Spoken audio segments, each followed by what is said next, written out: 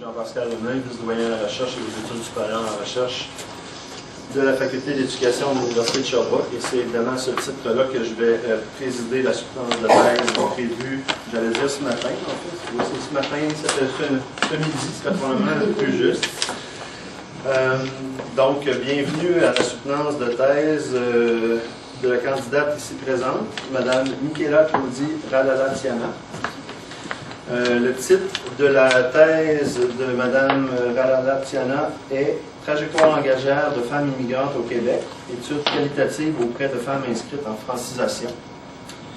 Juste quelques mots sur la structure, donc la manière dont ça va se dérouler pour les personnes qui seraient peut-être un peu moins familières avec le déroulement. Donc, dans quelques instants, je vais présenter les membres du jury de thèse de la candidate. Je vais ensuite inviter la candidate à faire une présentation de sa thèse d'une durée maximale de 30 minutes. C'est ce qu'on vous avait probablement communiqué. Suivant cette présentation-là, il y aura une période de questions. Donc, à tour de rôle, les membres du jury auront l'occasion de faire des commentaires et aussi de poser des questions à la candidate. Il y aura assurément un premier tour. Selon le temps qui se sera écoulé et s'il y a des questions qui demeurent, il y aura potentiellement un deuxième et un troisième tour de questions jusqu'à épuisement, soit du temps ou des questions. Ou des personnes, mais ça, je n'osais pas le dire. Alors, c'est vous qui le dites. Par la suite, on procédera à la période de délibération. À ce moment-là, je vais devoir vous demander aux personnes du public de quitter la salle pendant une période de temps qui habituellement tourne autour d'une vingtaine de minutes, là, qui va permettre aux membres du jury de délibérer et de prendre une décision par rapport à la soutenance, par rapport à ce qui a été présenté. Et on va vous demander ensuite de réintégrer la salle pour l'annonce de la décision du jury et des commentaires que le jury souhaitera faire à ce moment-là à la candidate. Et en toute fin, il y aura une opportunité à la candidate de aussi prendre la parole si elle le souhaite. Ce n'est pas une obligation, mais pour faire des commentaires. Ça vous va? Alors, les membres du jury de thèse. Alors, dans un premier temps, en provenance de Toronto, Mme Diane Farmer, qui est membre du jury externe, donc qui est professeure au Centre de recherche en éducation franco-ontarienne de l'Université de Toronto. Bienvenue. Bonjour. Deuxième membre du jury externe, Mme Lucille Gilbert, professeure au département des lettres et sciences humaines de l'Université Laval. Bonjour. Mme Marilyn Steinbach, membre du jury interne, professeure au département de pédagogie, faculté d'éducation, Université de Sherbrooke. Mme Michèle Vatz-Laroussi, co-directrice de la candidate, co-directrice de thèse, professeure à la faculté des lettres et sciences humaines, j'allais dire à la flèche, c'est vraiment un réflexe. Université de Sherbrooke, bienvenue. Et Mme Godelieve Deburn, directrice de recherche, professeure au département d'éducation préscolaire et primaire, d'enseignement préscolaire et primaire, Université de Sherbrooke, faculté d'éducation. Alors, on s'est rendu à la présentation. Donc, à partir de maintenant, je laisse la parole à la candidate pour nous faire une présentation de sa thèse, d'une durée, comme je le répète, maximale d'une trentaine de minutes. Bonjour tout le monde. Le titre de la thèse, donc, trajectoire langagière de femmes immigrantes au Québec, études qualitatives auprès de femmes inscrites en francisation. Comme toute la présentation, donc, il y aura la problématique, cadre conceptuel, jusqu'à la conclusion. Cette recherche a été menée donc au niveau du cadre dans la province du Québec, où la francisation des immigrants répond à ces trois enjeux. Les cours dans lesquels s'inscrit, les cours de français, donc s'inscrit dans l'approche communicative.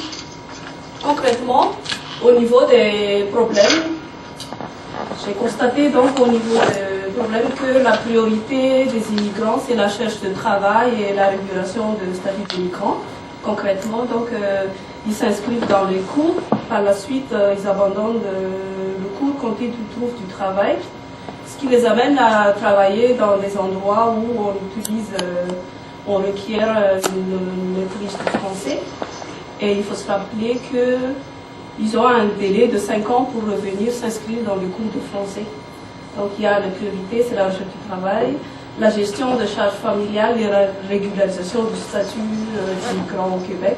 C'est le cas spécifiquement des réfugiés. En deuxième lieu, on a donc le défi en classe et les effets du rapport au savoir. Le rapport au savoir, donc on a trois éléments. Il y a la représentation du statut de l'enseignant, la place de l'étudiant dans la salle de classe, la relation avec l'enseignant et les autres étudiants. De l'autre côté, il y a la culture de l'origine de l'immigrant. Et au milieu, le cours de français, et comme j'avais mentionné tout à l'heure avec l'approche qualitative qui, parmi les illustrations, c'est le travail en équipe, le rôle actif de l'étudiant. Ce qui n'est pas le cas de tous les immigrants qui viennent suivre le cours de français au Québec. Donc, j'arrive au problème spécifique de recherche qui concerne vraiment les femmes immigrantes au sujet de cette recherche. Au niveau des statistiques, donc en 2010, on a remarqué une augmentation du nombre de femmes immigrantes. Et récemment, en 2000, les femmes qui viennent de l'Asie, de l'Amérique latine et de l'Afrique de l'Ouest, et généralement, pour ne pas faire l'interprétation, donc ce sont ces femmes-là qui ont besoin de suivre des cours de français pour mieux être outillées dans la société d'accueil. Et selon Khalil en 2007, donc, on remarque plus de femmes dans les cours de français. Et au niveau de l'apprentissage de la langue du pays d'accueil, cet apprentissage va avec la reconstruction identitaire et de temps en temps, l'apprentissage de la langue a un rôle avec le chant, joue un rôle important dans l'apprentissage de la langue. Concrètement, qu'est-ce que j'appelle par changement identitaire? Changement identitaire, c'est la rupture physique du contact avec le pays d'origine, mais le lien demeure, ce qu'on a actuellement avec l'Internet et Skype. Et l'identité, ici, je l'ai vu globalement, c'est l'interaction avec les éléments internes et les éléments externes de l'individu. Au final, c'est le résultat de ses expériences tout au long de sa vie. Au niveau des problèmes rencontrés, donc, certaines femmes rencontrent encore des difficultés après un an de francisation et elles vivent des difficultés dans la conciliation travail pour ceux qui travaillent, études et aussi la gestion de la charge familiale. Et en lien avec ce que j'ai mentionné tout à l'heure, certaines vivent des difficultés vraiment au niveau de l'apprentissage du français et cette adaptation à un nouveau système d'apprentissage, comment apprendre dans un nouveau système, un nouveau pays, par rapport à l'approche communicative et, vous oubliez, le retour aux études à l'âge adulte, ce qui n'est pas le cas pour toute personne. Et au niveau de l'insertion sociale, donc certains auteurs ont remarqué que les personnes qui ont une certaine difficulté dans la maîtrise de la langue française ont des difficultés lors de l'insertion professionnelle et les femmes immigrantes vivent certaines précarités économiques, chute de statut professionnel, cas que je n'ai pas traité dans la thèse. Au niveau des questions générales de recherche, durant le parcours d'apprentissage et à travers ce qu'on a mentionné tout à l'heure, comment, au travers des processus d'adaptation à une nouvelle société, les femmes immigrantes peuvent-elles se maintenir dans l'apprentissage de la langue du pays d'accueil, en l'occurrence le français. Donc au niveau de la pertinence sociale et scientifique, donc ce n'est plus à dire quant à l'importance de l'intégration au niveau de l'apprentissage du français et la rareté des études avec la femme immigrante. Pour les cadres conceptuels, pour circonscrire cette question générale de recherche, j'étais allée interroger ce que les recherches disent par rapport au maintien, en apprentissage, au départ en formation, au contexte d'adaptation, d'intégration dans le pays d'accueil. En premier lieu, donc, j'étais allée voir ce que Poutine est parlé dans le projet personnel, et aussi, en troisième lieu, les concepts sur la socialisation langagière. Donc, les deux projets personnels, motivation chez les adultes, c'est des éléments qui concernent l'individu. Concrètement, pour le projet personnel, un individu en contexte de transition, ce qui est le cas pour ces personnes qui sont en train de s'intégrer dans la nouvelle société, quand ils voient donc l'importance de l'activité, quand ils voient l'utilité, il s'inscrit dans une formation et selon continuer le départ en formation, la manifestation d'un projet. Et ce projet, pour qu'il arrive à bon terme, donc il vient vraiment de la motivation de l'adulte. D'où le lien avec Nita. Ici, j'ai considéré donc la motivation dans son ensemble au sens plus large, où précisément on traite des motivations des adultes. Et cette motivation, c'est beaucoup en lien avec un besoin d'autodéveloppement, une motivation d'accomplissement, et c'est en lien avec le projet personnel. Concrètement, pour l'atteindre, ce projet personnel, donc l'adulte a besoin d'une motivation extrinsèque, c'est plus ou moins le comportement pour atteindre le projet. Concrètement, pour nous qui nous concerne vraiment actuellement, donc pour l'apprentissage de la langue seconde ou langue du pays d'accueil, j'ai fait appel à la socialisation langagière. Je tiens à mentionner donc que le plurilinguisme, la langue, sans l'apprentissage, ce ne sont pas des mots qui sont dans la socialisation langagière, mais parmi les manifestations de la socialisation langagière. Parce que dans la socialisation langagière, c'est l'individu acteur. Tout à l'heure, on a parlé de l'identité. Dans la socialisation langagière, donc on peut voir la manifestation de cette identité, de cet individu acteur. Et dans la socialisation langagière, on peut voir donc les lieux, la place, l'identité de l'apprenant tout au long de l'apprentissage de la langue du pays d'accueil, soit en classe, à la maison, en dehors de la maison, les personnes avec qui il interagit, les pratiques sociales. Les pratiques sociales, dans le cas c'est les activités que la personne fait pour entrer en contact avec les autres personnes de la société d'accueil, par exemple les bénévolats, les activités citoyennes. Pour ce qui concerne le plurilinguisme, le rapport à la langue, le sens de l'apprentissage, c'est vraiment une manifestation de cette identité. À quel moment, quelle langue tu parles selon l'endroit où tu te trouves. Et ce qui est rapport à la langue, c'est quelle langue, c'est la langue, c'est notre rapport à la langue vis-à-vis de personnes avec qui on le parle, c'est le rapport affectif avec la langue. Pour le rapport au savoir, on peut plus, je l'ai plus traité dans la thèse, dans la vie en classe, c'est le rapport affectif avec la langue, c'est quoi l'acte d'apprendre, c'est quoi le rôle de l'apprenant, de l'enseignant et des autres personnes. Au niveau des questions spécifiques de recherche, donc dans la perspective du maintien en apprentissage et compte tenu de ce qui était mentionné donc dans le problème de recherche, il y a lieu de former la question spécifique suivante.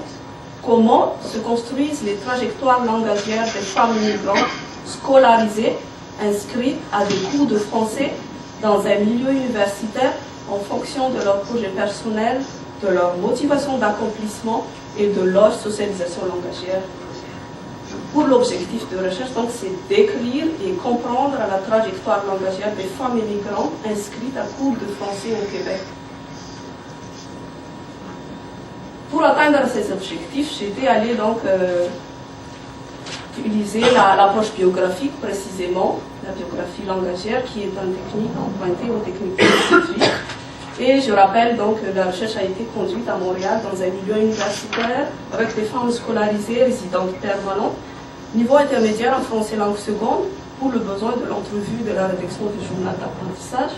J'ai pu rencontrer 9 femmes et la recherche s'était déroulée en dehors du cours du français, mais j'avais la collaboration des conseillers pédagogiques, des responsables du centre.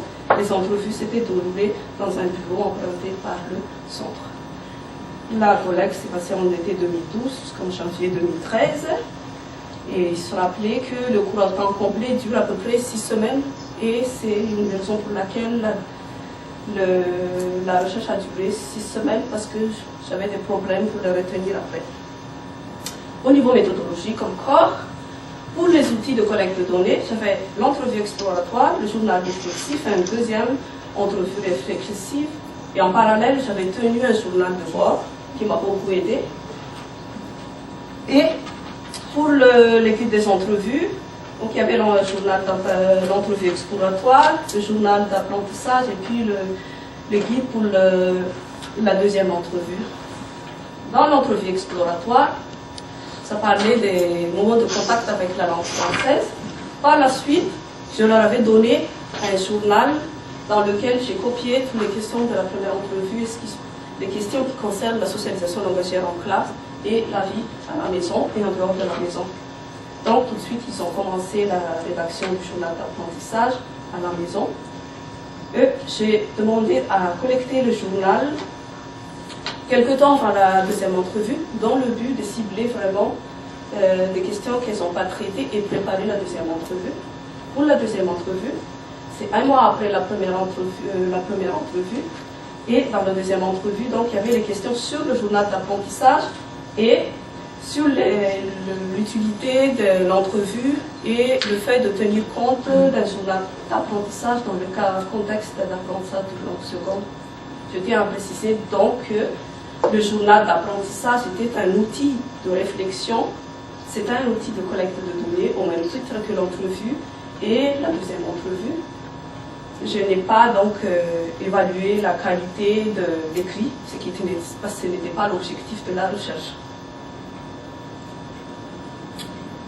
Pour le traitement des données, tout de suite après chaque entrevue, je les ai transcrits. En premier lieu, au niveau de l'analyse, pour la description de la trajectoire, donc, comme habituel, donc la lecture. Par la suite, j'ai fondu en deux les entrevues 1 et 2, un seul récit, et qui donnait vraiment une histoire pour chaque participant à la recherche. Et c'est ces 9 récits que j'ai utilisés pour l'analyse transversale, pour dégager plus tard des typologies. Pour choisir les extraits par rapport à la représentativité, vu donc que j'ai fait toutes les entrevues 1 et 2, et aussi le fait que j'ai tenu le journal d'apprentissage, pas journal d'apprentissage, journal de bord, je me suis rappelé de toute l'histoire de chaque famille migrante.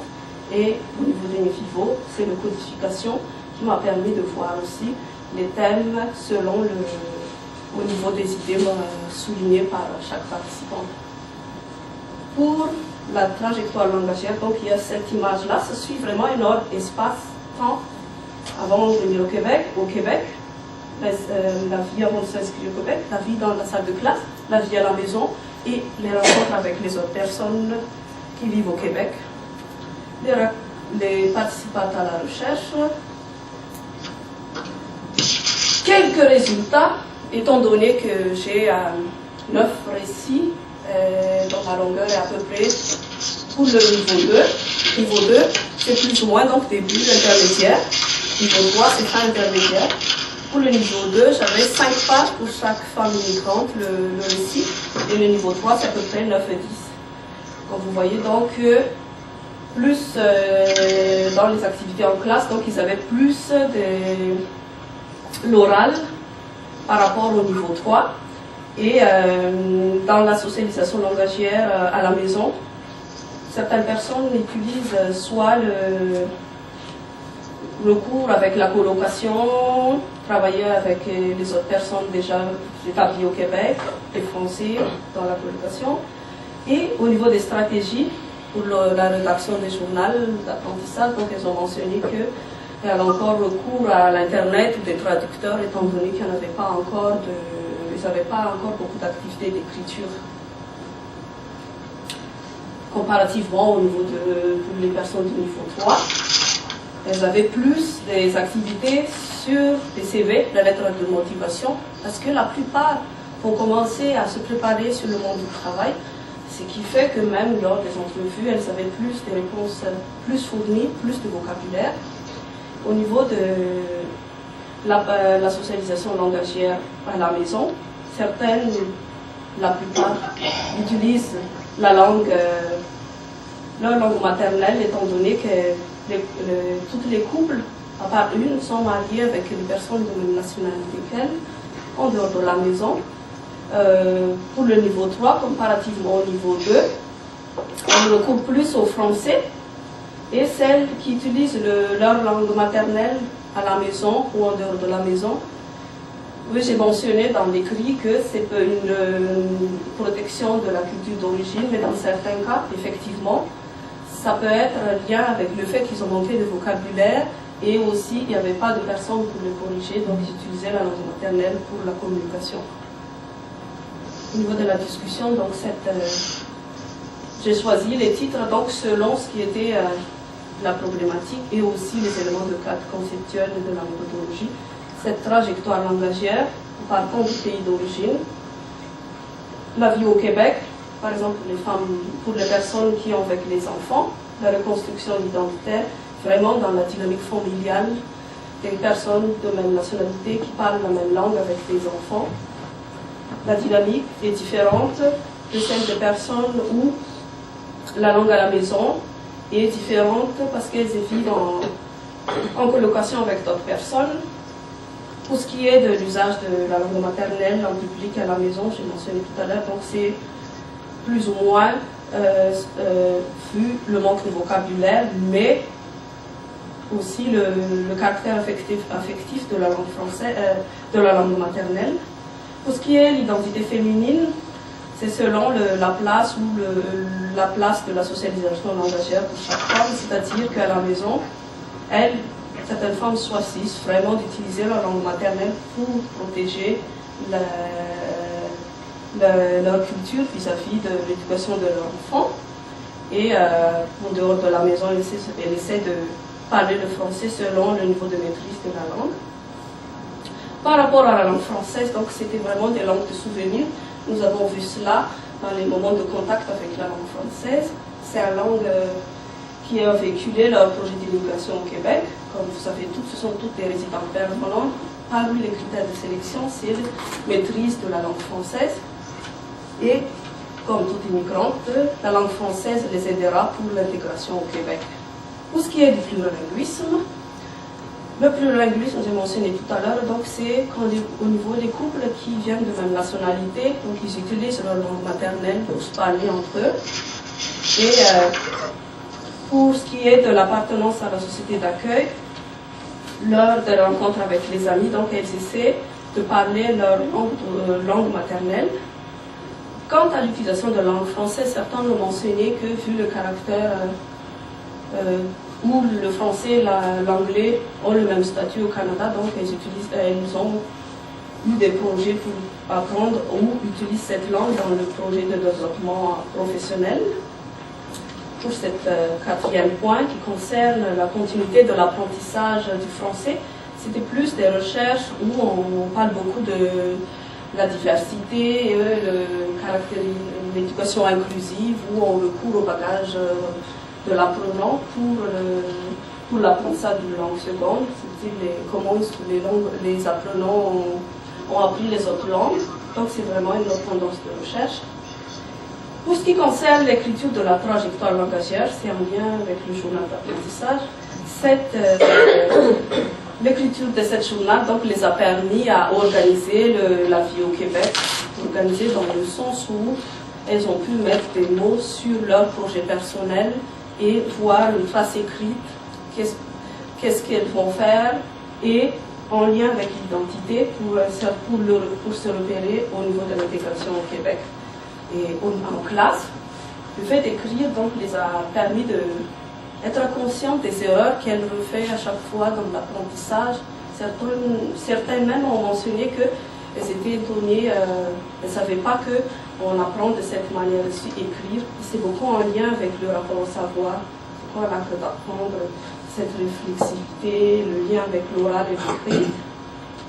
Et également, cette écriture de la trajectoire langagière est beaucoup en lien avec la participation citoyenne parce que la personne, pour celles qui ont des activités en dehors de la maison, avec les citoyens, donc les bénévolats, elles ont pu mettre en évidence le rôle qu'elles commencent à mettre en place dans la société d'accueil.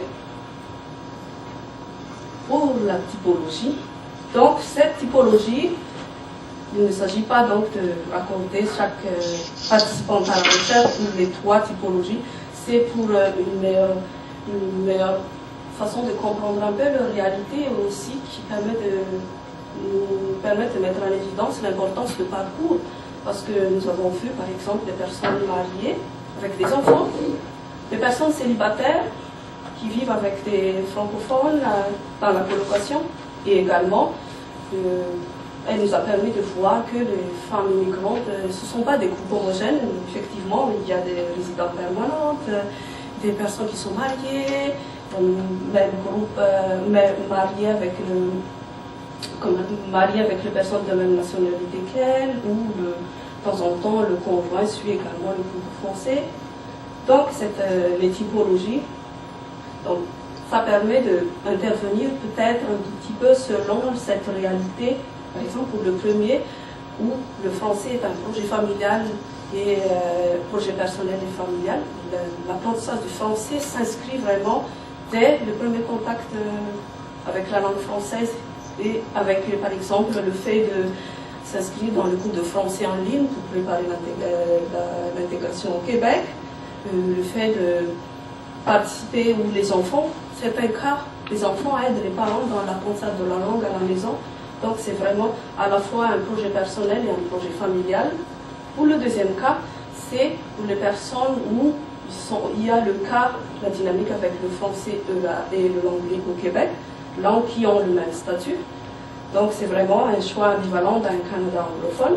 Pour le troisième cas, c'est vraiment le français s'inscrit dans un défi personnel et d'insertion sociale où le choix d'apprendre cette langue à l'âge adulte revêt vraiment une préparation pour l'intégration au Québec, où l'insertion sociale était choisie expressément, par exemple, pour la vie en colocation ou avec les autres personnes du même pays, pour ce défi personnel.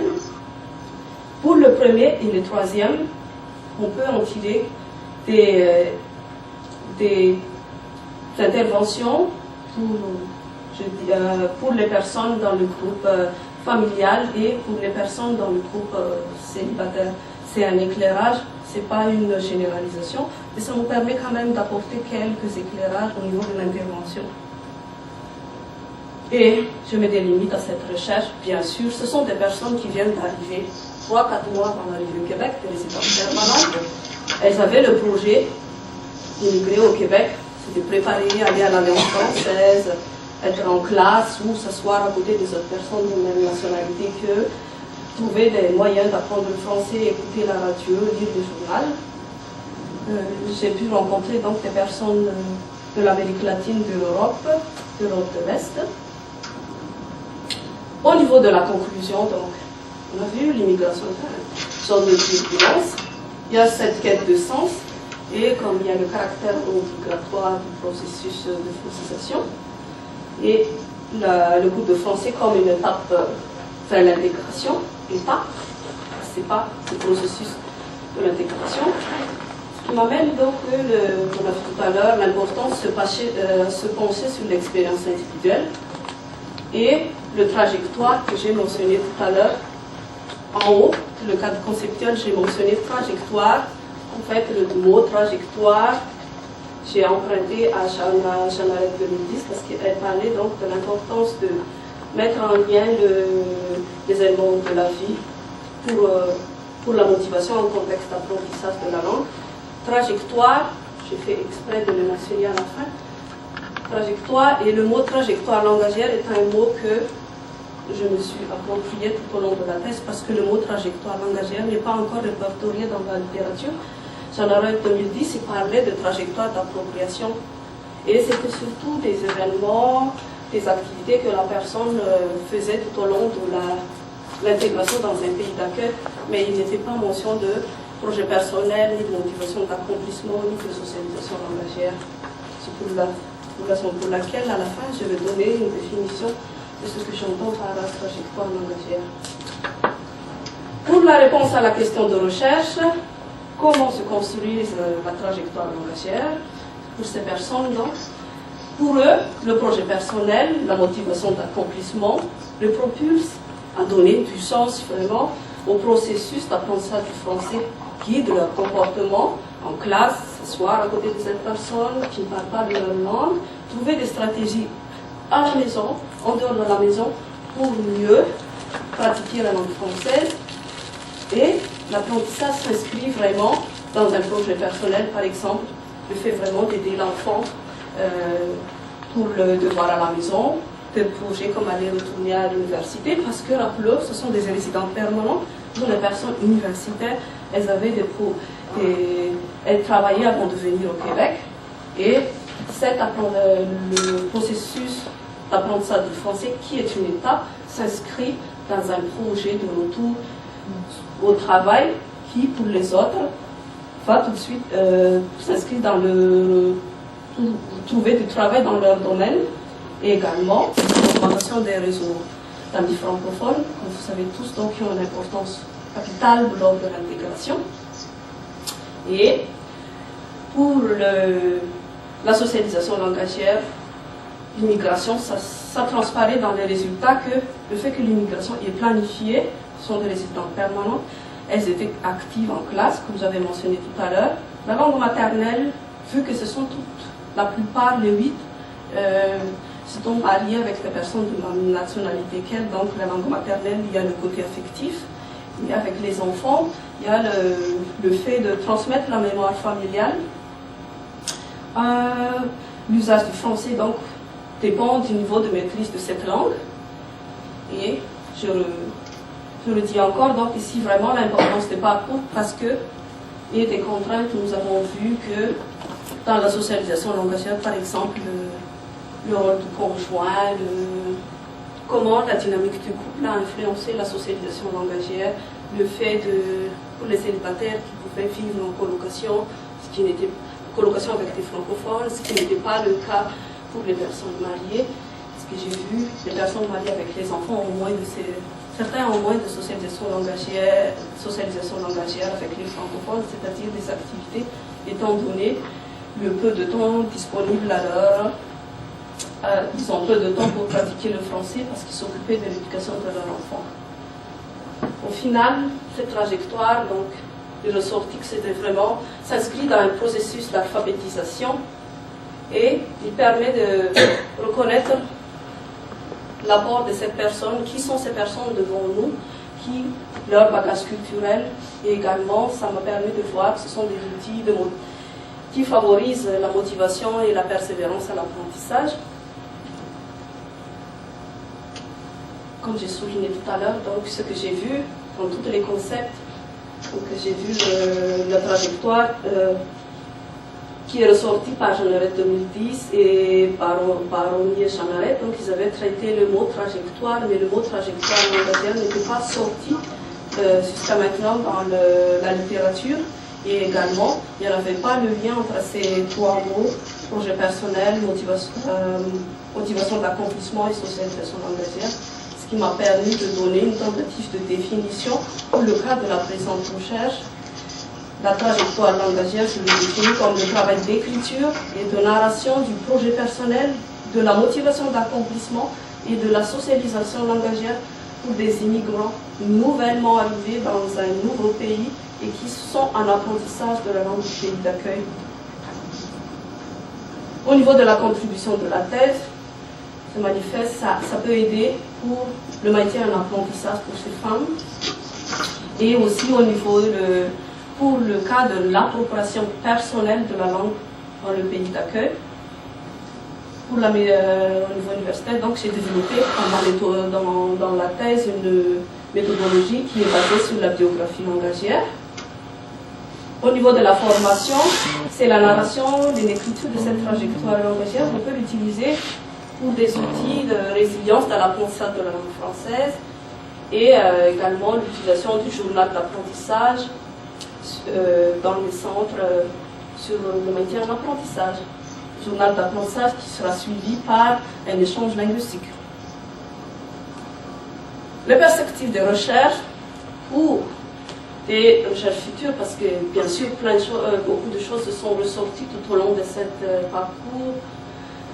Par exemple, j'ai pu voir que l'étude de la trajectoire langagière des femmes immigrantes, pour celles qui sont inscrites à temps complet, peut-être dans certaines régions, parce que la dynamique des régions, ça varie aussi, ou pour les personnes qui sont inscrites à temps partiel, parce que j'étais à temps complet tout au long de ma thèse, j'étais avec des femmes à temps complet en milieu universitaire, parce qu'il y en a aussi dans les cégeps, et j'étais à Montréal. Et peut-être aussi des recherches évaluatives sur l'effet de l'implantation du journal d'apprentissage à partir des thèmes mentionnés si haut. Parce que rappelons, ce n'était pas une recherche évaluative, même si j'ai eu le cours avec le journal d'apprentissage, le journal d'apprentissage était un outil de réflexion. Également, des recherches sur l'influence du rapport à la langue maternelle quant à la motivation d'apprendre une langue seconde. Pour ce qui est du quatrième point, peut-être serait intéressant de valider cette typologie qui est ressortie et de le mettre en évidence avec d'autres typologies auprès des femmes dans différentes régions du Montréal, du Québec ou d'autres places.